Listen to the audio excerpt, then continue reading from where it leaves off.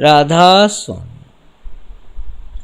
ऐसे लोग जो सच्चे दिल से आध्यात्मिक खोजबीन करते हैं, इस वजह से कि उनको हमेशा कायम रहने वाला सुख और मुक्ति की सच्ची शांति प्राप्त हो, और जिनकी लालसाएं संसार के नाशमान सुखों को परखकर कुछ हद तक उचाट हो चुकी हैं, वही संतमत राधा स्वामी के उपदेश को, जो कि काल और माया की हदों से पार ले जाने वाला है और सच्ची मुक्ति, शांति और निर्मल आनंद को प्रदान करते वाला है, ग्रहण कर सकते हैं। संसार में हजारों मत, संप्रदाय, पंथ और धर्म कायम है, पर सच्ची यानी पूरी मुक्ति और निर्मल अमर आनंद की राह पर कोई भी नहीं ले जा पाता और ना ही ले जा सकता है। वे तो यह भी नहीं जानते कि सूरत क्या है और निर्मल अमर आनंद व सच्ची मुक्ति किसे कहते हैं। बहुत से दुनियावी मज़हबों का मकसद तो यह पाता हूँ कि धन संपत्ति और संतान आदि की बेहतरी बढ़ोतरी हो और स्वर्ग आदि सुख स्थानों में बाद मौत के वासा मिले। ये सभी दिखावटी व्यवस्थाएं इसलिए हैं कि जीव जिसका जैसा विश्वास हो वो वैसा ही व्यवस्था को अंग बना सकता है। आम तौर पर देखा जाता है कि जो जिस कुल में पैदा होता है वह उसी कुल के धर्म को अपना लेता है और सारी जिंदगी गर्व के साथ उसी में गुजार देता है। वास्तव में जन्म या कुल की रीत के अनुसार परमार्थ का निश्चय नहीं किया जा सकता।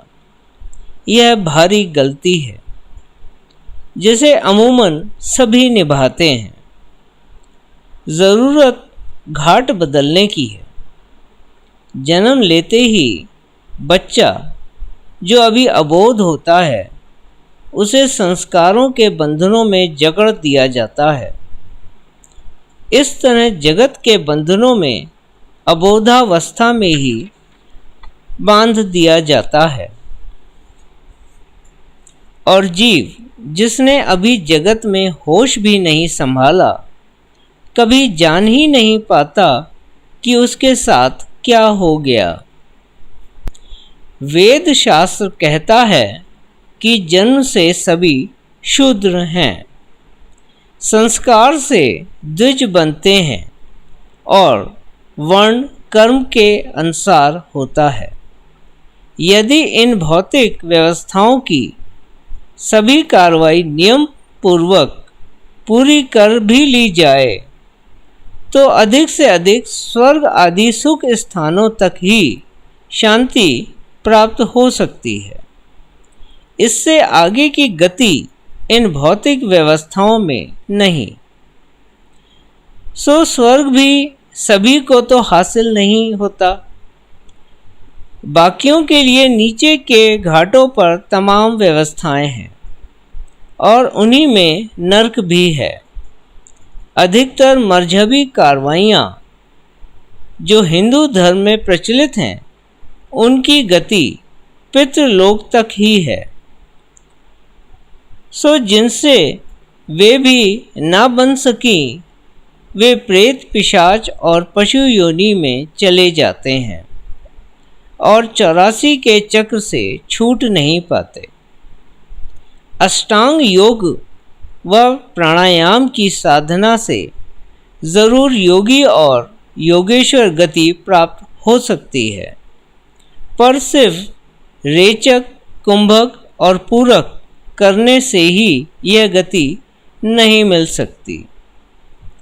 ये सब तो अष्टांग योग को कर सकने की तैयारी भर है। आज कलयुग के समय में जबकि स्थूल माया और काल का जोर अति भारी है, प्राणायाम योग आदि तो संभव ही नहीं रह गए। पर देखता हूँ कि इन्हीं योग के नाम पर तरह तरह की कसरतें कराई जा रही हैं। पर जिस काल में यह संभव था, उस काल में भी जिनको योगी और योगेश्वर की गति प्राप्त होती थी, वे स्थूल माया के घेरे से तो निकल जाते थे, पर सूक्ष्म माया की यही कोशिश रहती थी कि उनको निचले स्तरों पर गिराकर फिर से भौतिक जगत के सुख दुख में फंसा दें।